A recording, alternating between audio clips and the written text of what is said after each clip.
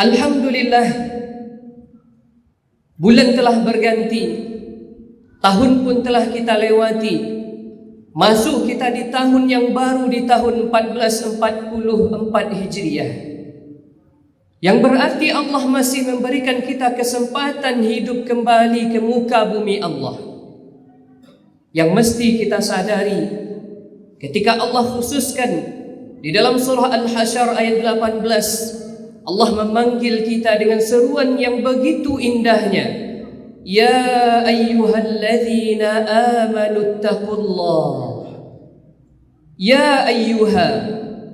Ya-nya adalah munada, panggilan yang Allah panggil ayyuha kepada seluruh lapisan yang tak terhingga.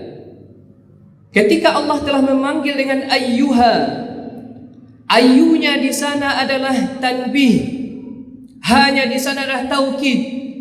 Allah panggil kita dengan penguatan yang begitu pasti sekali.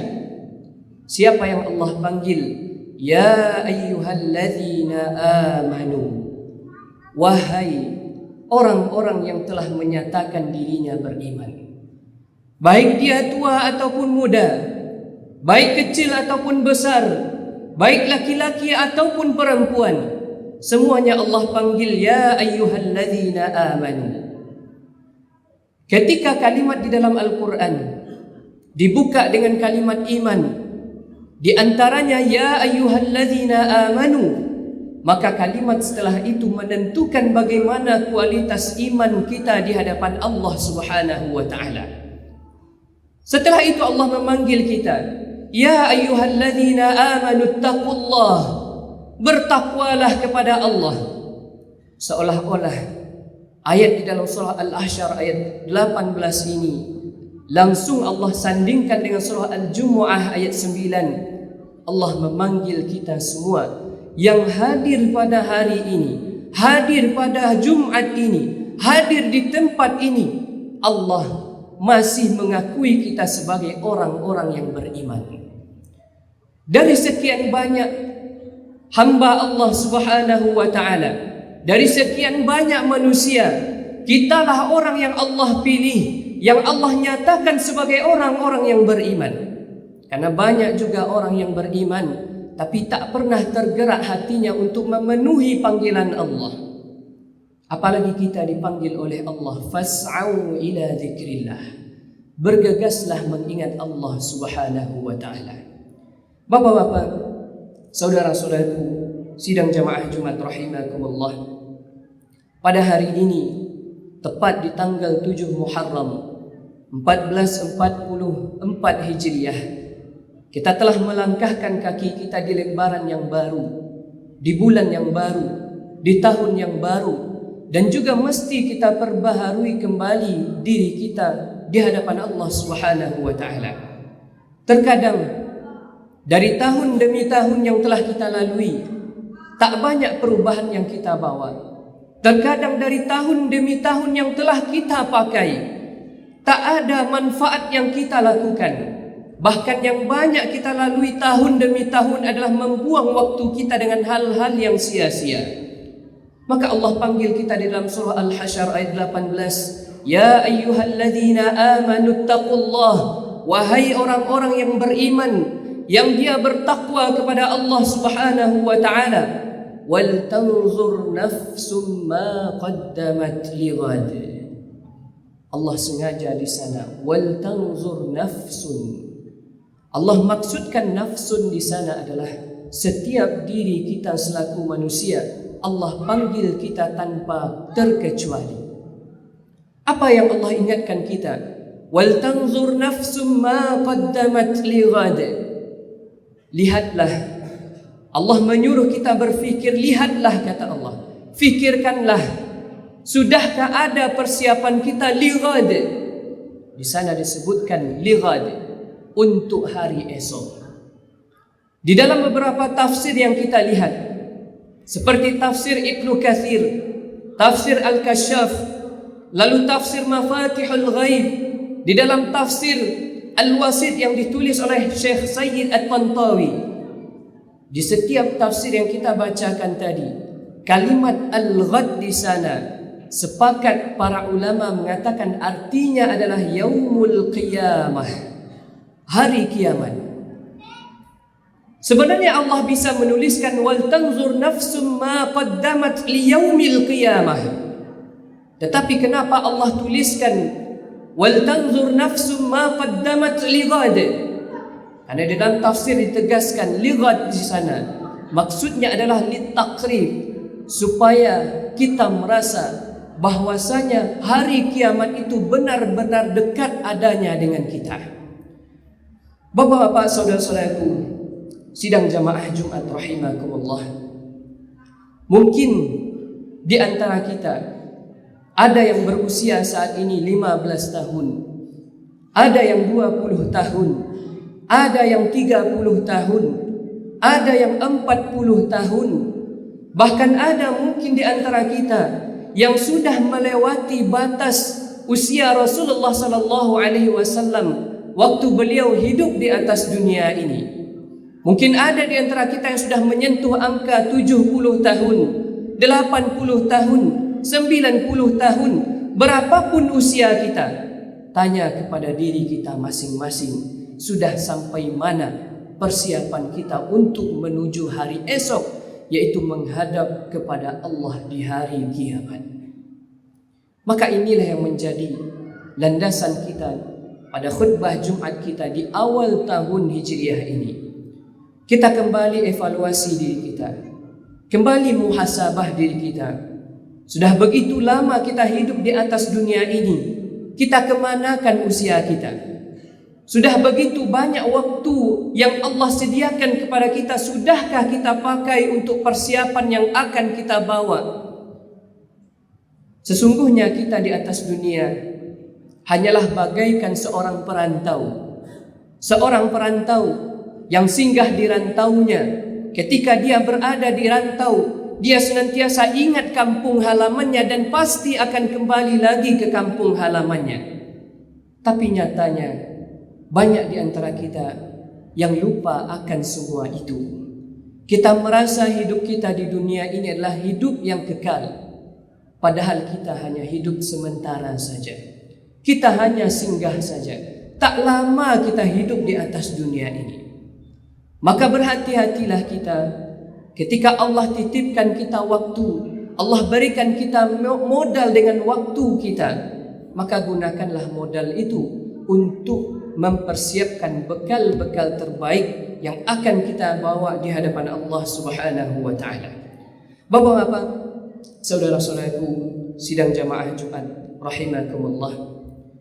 Kita ingat bahwasanya kita semua pasti akan pulang. Tak satu pun di antara kita yang ada di atas bumi Allah ini yang tak akan pulang. Kita pasti akan pulang. Yang membedakan hanya waktu kita saja. Kita ibaratkan pada saat ini kita sudah memegang nomor antrian kematian kita. Kita sudah dapat karcis kematian kita. Kita sedang antri saat ini. Tapi kita tak tahu, mungkin antrian kita sudah dekat. Mungkin antrian kita masih menengah. Mungkin antrian kita masih jauh. Maka berhati-hatilah kita. Sewaktu-waktu, kapan saja ajal itu pasti akan menjemput kita. Makanya Allah puji kita, wal tanzur nafsum ma qaddamat lighad, dan lihatlah apa yang telah engkau persiapkan untuk hari esok. Kalau seandainya ajal kita adalah hari ini, sudahkah kita siap untuk menghadap kepada Allah? Seandainya kalau esok adalah ajal kita, maka sudahkah kita siap untuk menghadap kepada Allah Subhanahu wa taala? Makanya di dalam Al-Quran digunakan kata esok yang maknanya adalah dekat. Sehingga ketika kita ingat akan kehidupan kita di dunia ini, kita pun pasti akan ingat dengan kematian yang pasti akan mengintai kita setiap saat. Bapak-bapak, saudara-saudara sidang jamaah Jumat rahimakumullah, Ibnu Katsir, seorang mufassir yang juga beliau menguasai berbagai macam cabang ilmu, ketika beliau memulai menafsirkan ayat di dalam surah Al-Hasyr ayat 18 ini, beliau mengemukakan sebuah riwayat. Riwayat ini dari seorang sahabat Ibnu Jarir yang diriwayatkan oleh Imam Ahmad. Di dalam riwayat itu diceritakan ketika itu Rasulullah sallallahu alaihi wasallam sedang berkumpul dengan sahabat di dalam satu pengajian.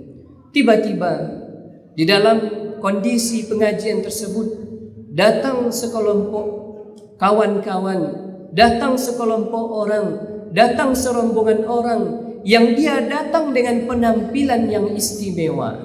Dia datang dengan pakaian yang istimewa. Dia datang dengan kendaraan yang juga istimewa. Maka setelah itu Rasulullah sallallahu alaihi wasallam mengatakan, beliau membuka dengan wasiat takwa, ya ayyuhalladzina amanu, ya ayyuhalladzina amanu, kata Rasulullah, wahai orang-orang yang beriman, ittaqullaha haqqa tuqatih, bertakwalah kepada Allah dengan sebenar-benar takwa, wala tamutunna illa wa antum muslimun, janganlah kalian mati kecuali dalam keadaan muslim, dalam keadaan beriman kepada Allah Subhanahu wa taala. Lalu apa yang dilanjutkan oleh Rasulullah? Rasulullah menyampaikan firman Allah dalam surah Al-Hasyr ayat 18 ini, ya ayyuhalladzina amanu taqullah, wahai orang-orang yang beriman, bertakwalah kepada Allah, wal tanzur nafsum ma qaddamat lighad, dan lihatlah apa yang telah engkau persiapkan untuk hari esokmu.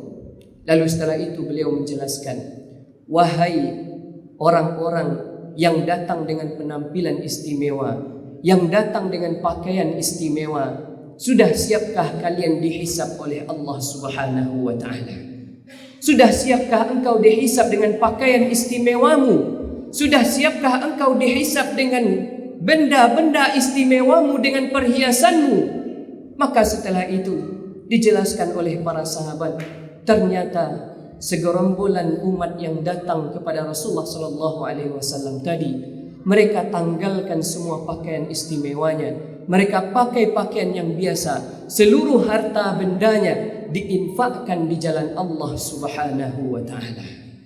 Bapak-bapak, saudara-saudaraku sidang jamaah Jumat rahimakumullah. Lalu bagaimana dengan kita?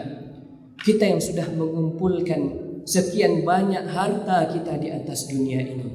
Kita telah mengumpulkan uang yang banyak selama ini, yang telah kita kumpulkan dari hasil keringat kita, yang telah kita belikan ke rumah yang luar biasa mewahnya, yang kita belikan ke mobil yang begitu mengkilat sekali, yang kita belikan ke perhiasan, yang kita belikan ke ini dan ke itu.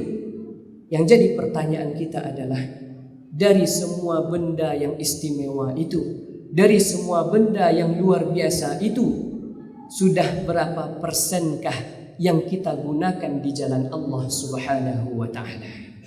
Boleh kita menggunakan mobil kita, boleh kita pakai motor kita, boleh kita pakai sepeda kita yang luar biasa jutaan harganya, tapi ingat, dari mobil, motor dan sepeda yang telah kita pakai tersebut, sudah berapa kali kita bawa ke rumah Allah Subhanahu wa taala? Jangan sampai sepeda yang harganya ratusan juta rupiah kita kayuh di pagi hari, kita kayuh beribu-ribu kilometer, tapi sepeda yang luar biasa mewah itu tak pernah kita kayuh ke rumah Allah Subhanahu wa taala. Maka sedihlah kita ketika motor yang Allah tetapkan kepada kita, Allah amanahkan motor itu kepada kita, tapi motor itu tak pernah kita bawa ke jalan Allah Subhanahu wa taala.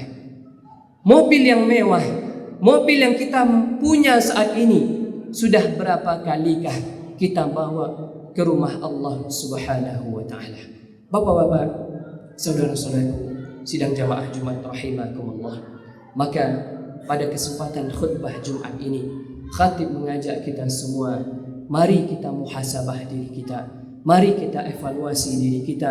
Mari kita lihat sampai mana persiapan kita untuk hari esok yang disebutkan di dalam surah Al-Hasyr ayat 18. Fa'tabiru ya ulil absar la'allakum tuflihun.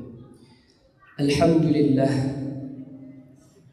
Alhamdulillahilladzi hadana lihadza وما كنا لنهتدي لولا أن هدانا الله أشهد أن لا إله إلا الله وحده لا شريك له وأشهد أن محمدا عبده ورسوله لا نبي بعده أما بعد فيا عباد الله إني أوصيكم وإياي بتقوى الله فقد فاز المتقون اتقوا الله حق تقاته ولا تموتن إلا وأنتم مسلمون فقال الله تعالى في القرآن الكريم أعوذ بالله من الشيطان الرجيم بسم الله الرحمن الرحيم والعصر إن الإنسان لفي خسر إلا الذين آمنوا وعملوا الصالحات وتواصوا بالحق وتواصوا بالصبر. Demi masa sesungguhnya seluruh manusia berada di dalam kerugian kecuali orang-orang yang beriman, orang-orang melakukan amal-amal kebaikan, orang-orang yang saling menasihati di dalam kebenaran, dan orang-orang yang saling menasihati di dalam kesabaran. Bapak-bapak, saudara-saudaraku sidang jamaah Jumat rahimakumullah, jadikanlah momen di setiap Jumat adalah momen evaluasi diri kita. Kalaupun tak sempat sekali seminggu, kita evaluasi diri kita sekali sebulan. Tak sempat juga sekali sebulan, paling tidak sekali setahun pergantian tahun kita evaluasi diri kita. Kita hitung-hitung diri kita. Karena Umar bin Khattab radhiyallahu anhu, beliau berpesan kepada kita, hasibu anfusakum qabla an tuhasabu. Hisablah, hitung-hitunglah diri kalian sebelum benar-benar datang hari perhitungan tersebut. Karena kalau sudah datang hari perhitungan, tak ada gunanya lagi kita menyesal, tak ada gunanya lagi kita menangisi apa yang telah kita lakukan. Tetapi selama Allah masih memberikan kesempatan kepada kita, maka gunakanlah waktu ini untuk memuhasabah diri kita. Di dalam catatan singkat khatib, seorang baligh yang berusia 20 tahun, setidaknya dia telah melaksanakan Jumat 650 kali.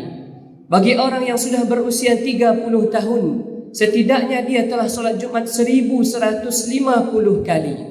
Bagi yang sudah berusia 40 tahun, setidaknya dia telah solat Jumat 1650 kali.